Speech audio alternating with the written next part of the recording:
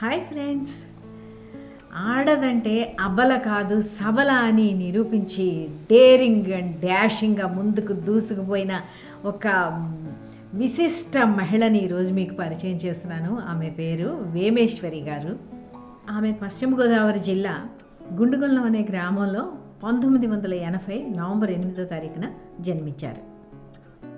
నిజాన్ని నిర్భయంగా చెప్పి అవినీతిని ధైర్యంగా ప్రశ్నించి సమాజం 2 అడుగులు వెనక్కి నెడితే రెట్టించిన ఉత్సాహంతో 4 అడుగులు ముందుకు వేసి తల వంచని మనోధైర్యంతో మహిళా సాధికారత కోసం ఎన్నో ఒడిదుడుకులను ఎదుర్కొని కుయుక్తుల విషపు నాగుల సమాజంలో వెన్నుచూపని వీరనారి ఆమె ధైర్య సాహసాలను గుర్తించి సావిత్రిబాయి పూలే చారిటబుల్ ట్రస్ట్ వారు ఆమెకు గౌరవంగా సన్మానం చేసి విశిష్ట మహిళా పురస్కారాన్ని అందజేశారు. మరి ఇప్పుడు వేమేశ్వరి గారి ధైర్య సాహసాలు ఆమె మాటల్లో మనం విందాం. 21 సంవత్సరాల్లో భర్త చనిపోతే ఏమీ తెలియని నాకు ఈ సమాజాన్ని చూపించినటువంటి ఉపాధ్యాయులు నన్ను ఈ సమాజాన్ని పరిచయం చేశారు. ఆ రోజు సావిత్రిబాయి పూలే గారిని ఏ విధంగా బహిష్కరణ చేశారో నన్ను కూడా ఆదర్శమైన వ్యవస్థలో ఒక మహిళని నోటితో చెప్పలేని విధంగా అవమానాలు చేసి బహిష్కరణకు గురి చేసినటువంటి సందర్భంలో నేను ధైర్యం కోల్పోతే నాకు మరింత రెట్టింపు ధైర్యాన్ని ఇచ్చి, నువ్వు ధైర్యవంతురాలవే, ఈ సమాజానికి నీ సేవలు చాలా అవసరం, నిన్ను చూసి చాలా మంది మహిళలు ఆదర్శం తీసుకోవాలని చెప్పేసి నాకు మరింత రెట్టింపు ధైర్యాన్ని ఇచ్చి మీ మధ్యలో నన్ను ఇంత గౌరవంగా మరి సావిత్రిబాయి పూలే గారి పురస్కారాన్ని నాకు అందించినటువంటి అమ్మకి నేను ప్రత్యేకమైనటువంటి కృతజ్ఞతలు తెలియజేసుకుంటూ, అలాగే ఒంటరి మహిళలు సాధ్యం కానిది ఏదీ లేదు, సాధ్యమే, మనం కూడా చేయగలమనేది మన మధ్యలో ఉండాలని చెప్పేసి ధైర్యం ఉండాలి మహిళలకు. మొట్టమొదట ధైర్యంనే ధనలక్ష్మి అక్క కూతురు పెంచాను, పెళ్లి చేశాను. అలాగే ఒక పాపకు పెళ్లి చేశాను. 3వ పాప పీజీ ఇక్కడ ఆంధ్ర యూనివర్సిటీలో చదువుతూ ఉంది. మా గ్రామంలో బాల్య వివాహాలు తగ్గించడం జరిగింది. అలాగే ఆడపిల్లలు కూడా చదువుకొని వద్దాం, వేమేశ్వరిని చూసి ఆదర్శంగా మనం కూడా నిలబెడదాం అనేటటువంటి ఒక స్ఫూర్తిని నేను తీసుకురాగలిగాను. మరి అవకాశం ఇచ్చిన మీ అందరికీ కూడా నా ప్రత్యేకమైనటువంటి కృతజ్ఞతలు తెలియజేసుకుంటున్నాను. వేమేశ్వరి గారు తన జీవితంలో ఎన్ని కష్ట నష్టాలు ఎదుర్కొన్నారో, ఎలా సాహసంగా వాటిని ఎదుర్కొని పైకొచ్చారనేది మనం ఆమె మాటల్లో తెలుసుకుందాము. ఆమెను మనం అందరం స్ఫూర్తిగా తీసుకోవాలి. Vemeshwari, forum for anganwadi teachers, helpers and mini workers రాష్ట్ర ప్రధాన కార్యదర్శిని.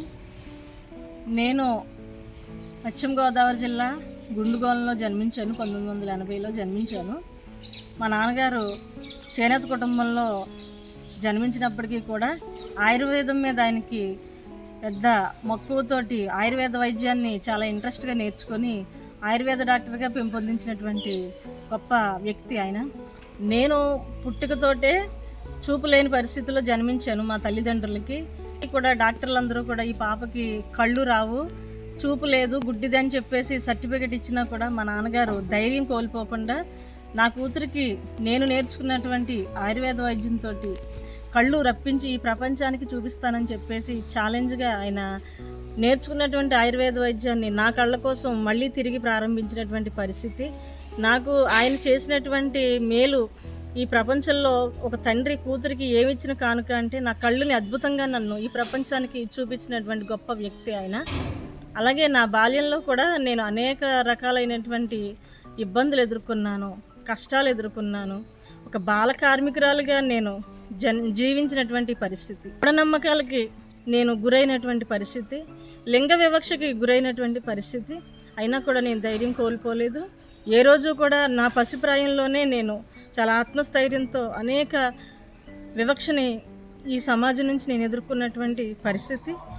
అలాగే నా బాల్యంలో చాలా రకాలైనటువంటి సంఘటనలు సాహసోపేతంగా ధైర్యంగా ఎదుర్కొన్నాను. నేను అందరి పిల్లల్లాగా చదువుకోలేదు, అందరూ పిల్లల్లాగా నేను స్కూల్కి వెళ్ళలేనటువంటి పరిస్థితి. నేను మూఢనమ్మకం పేరుతో నష్టజాతకురాలని నా తల్లి నన్ను తన నుంచి దూరం చేసుకున్నటువంటి పరిస్థితి. అలాంటి పరిస్థితుల్లో నేను బాల కార్మికురాలుగా ఒక ఇంట్లో పనిచేశాను. ఆమె పెట్టినటువంటి చాలా చిత్రహింసలకి నేను గురయ్యాను. అయినప్పటికీ కూడా 8వ సంవత్సరంలో నేను ధైర్యం తెచ్చుకొని ఆ ఇంటి నుంచి పారిపోయి మళ్ళీ తిరిగి నా స్కూల్ విద్యాభ్యాసాన్ని ప్రారంభించడం మొదలుపెట్టాను. అలాగే స్నేహితుల ఇంటికాడ ఉండి చదువుకునేదాన్ని, స్నేహితులలో ఉండి పనిచేసేదాన్ని. నా చిన్న చిన్న చేతులతో ఇటుకలు మోయడం, సిమెంట్ పనులు చేయడం. అప్పట్లో ₹3, ₹2.5 కూలీ ఇచ్చేవారు. అలాంటి కూలీని నేను తీసుకొని నా చదువుని చదివేదాన్ని. మండు టెండలో కాళ్ళకి చెప్పులు లేకపోయినా కూడా చదువు మీద నేను చాలా ప్రేమతో ఆ చదువు నాకు కావాలని చెప్పేసి చదువుకున్నటువంటి పరిస్థితి.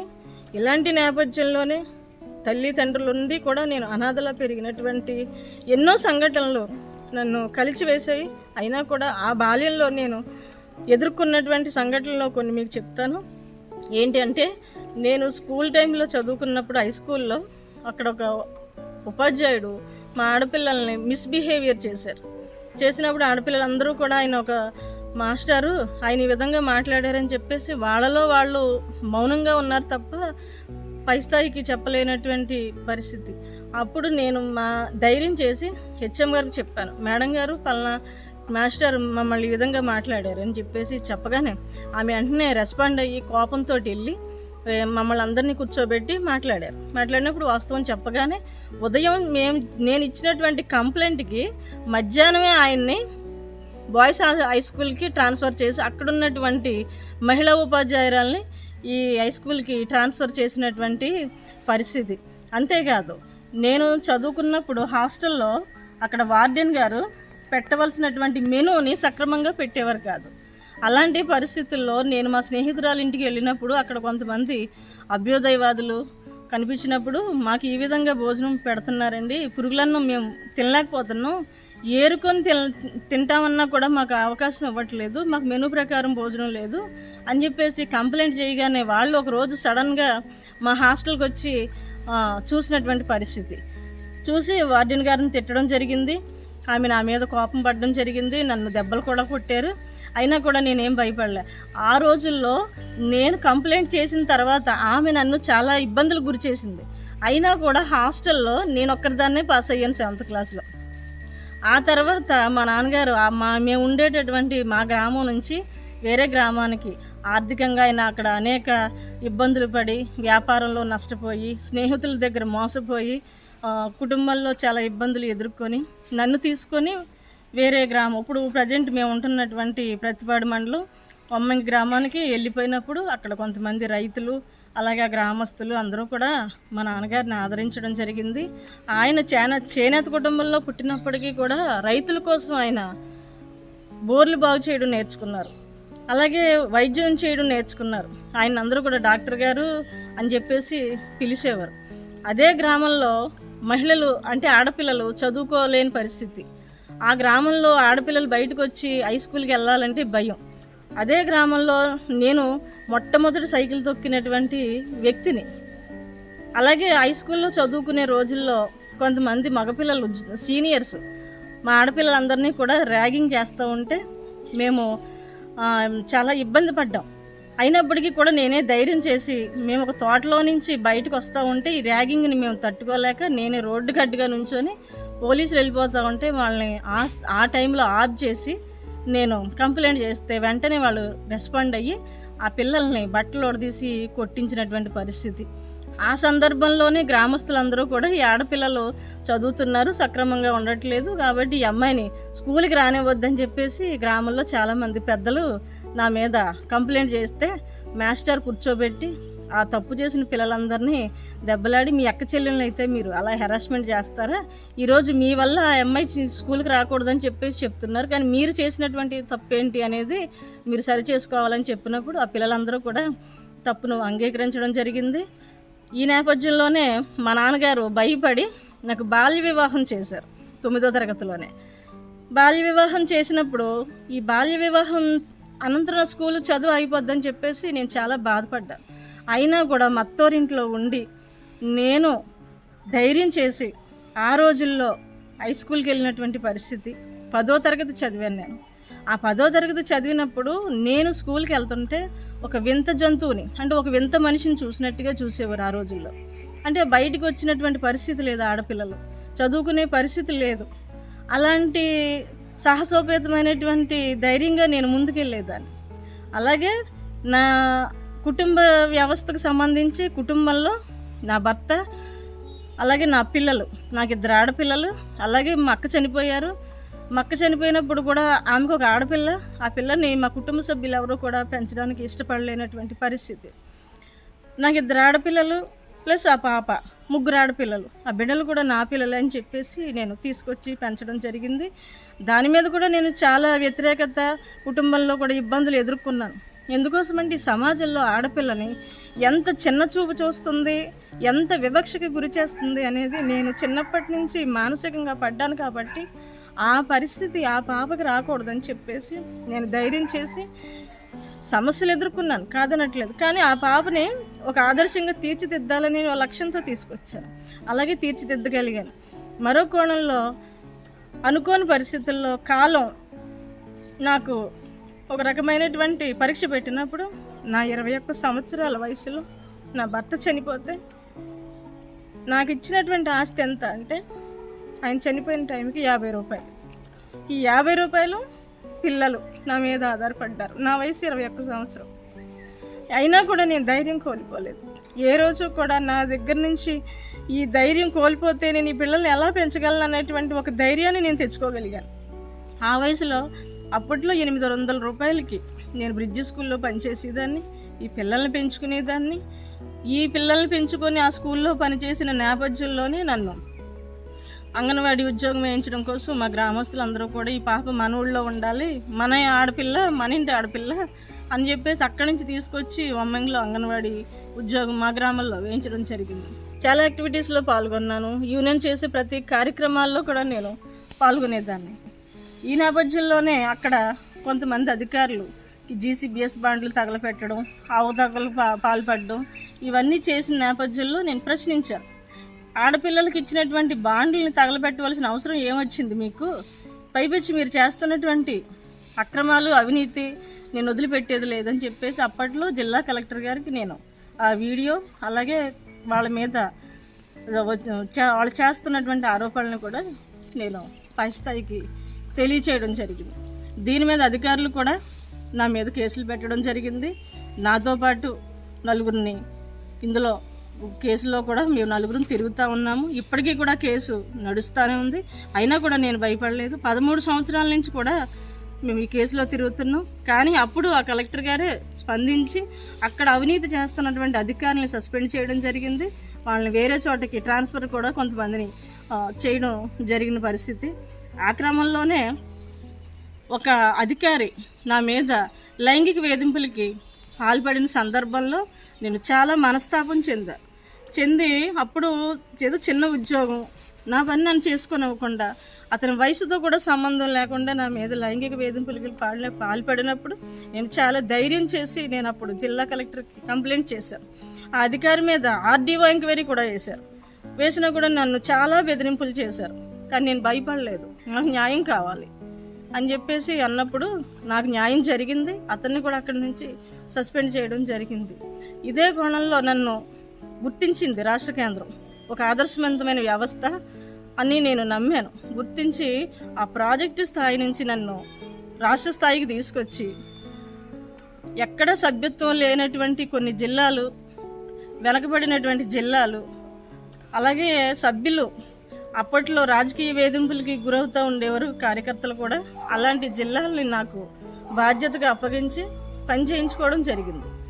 నేను 2-3 జిల్లాలని బాధ్యతగా తీసుకొని చేయడం కూడా జరిగింది. 1 సంవత్సర కాలం పాటు నేను చేసిన తర్వాత నా పని నచ్చింది, నన్ను మెచ్చుకున్నారు.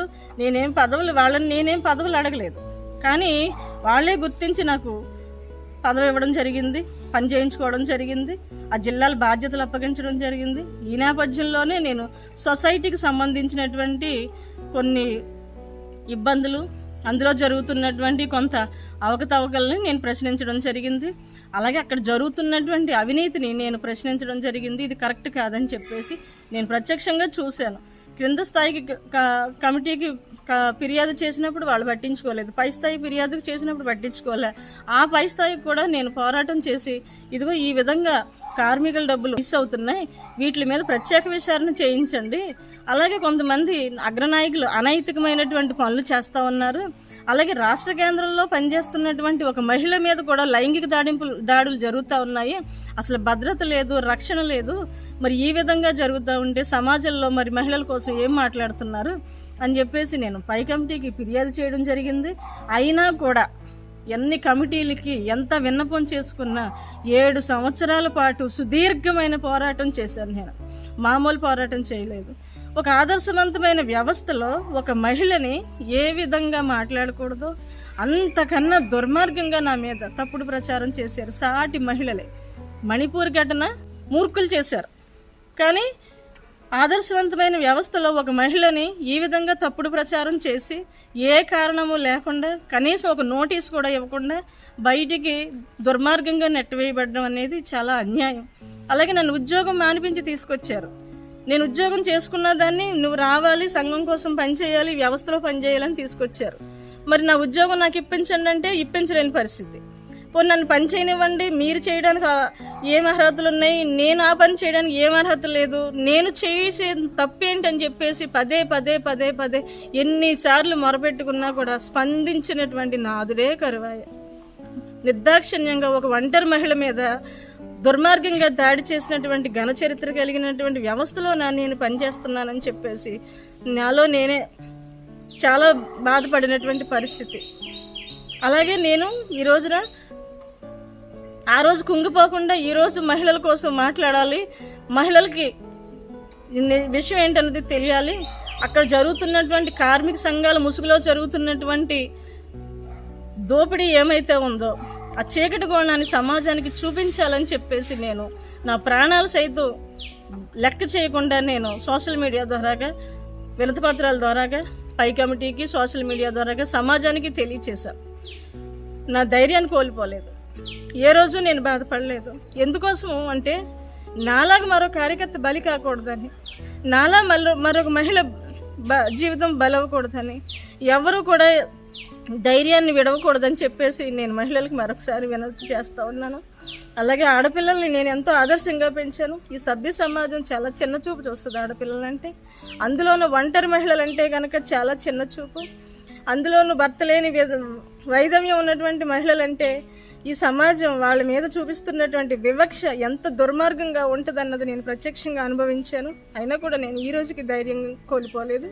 నేను ఒకటే చెప్తున్నాను, నేను ఈ సమాజానికి ఒంటరి మహిళలకి ఇవ్వాల్సినటువంటి ధైర్యం ఉండాలని చెప్పేసి చెప్తున్నాను. ఒంటరి మహిళలు ఎవరూ కూడా దేనిలోనూ తీసిపోలేరు, దేనిలోనూ కూడా వాళ్ళు వెనకడికి వేయవలసిన అవసరం లేదు. వాళ్ళ శక్తి ఏమిటనేది వాళ్ళకి తెలుసు. మనలో ఉన్న బలహీనతలు మన శక్తికి ఉన్న గొప్పవి కాదు.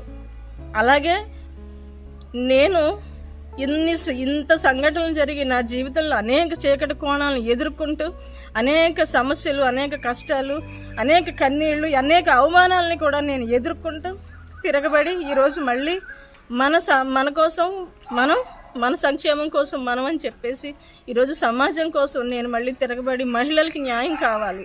వాళ్ళు కార్మికుల సంఘాల ముసుగులో మోసపోతూ ఉన్నారు, వాళ్ళకి న్యాయం అనేది జరగట్లేదు అని చెప్పేసి నేను మళ్ళీ ఈ యూనియన్ కోసం పనిచేయడం జరుగుతూ ఉంది. ఈ యూనియన్ని తిరిగి ప్రారంభించడం జరుగుతూ ఉంది. కాబట్టి మీరందరూ కూడా ఆలోచించాలి, మహిళలందరూ ఆలోచించాలి. మనందరం కూడా ధైర్యవంతులమే.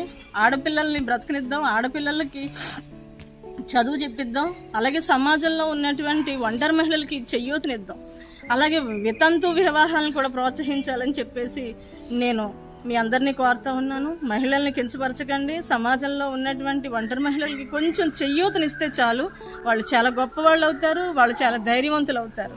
ఎందుకంటే వాళ్ళు ఏదైతే కోల్పోయారో దాన్ని తిరిగి పుంజుకోవాలంటే ఏదో ఒక శక్తి ఉంది మన దగ్గర ఉంటే బాగుందన్న ఆలోచనలో ఉంటారు. ఈ బలహీనులు కాదు, వాళ్ళు సమాజంలో కూడా వాళ్ళకంటూ ఒక ప్రత్యేకత స్థానాన్ని సంపాదించుకోగల గొప్ప ధైర్యవంతులుగా ఉండాలని చెప్పేసి మహిళలందరూ కూడా, మాతృమూర్తులందరూ కూడా ధైర్యంగా ముందడుగు వేయాలి. మనం ఎందులోనూ తీసుకోమని చెప్పేసి మీ అందరికీ కూడా మరొకసారి నమస్కారాలు తెలియజేస్తున్నాం.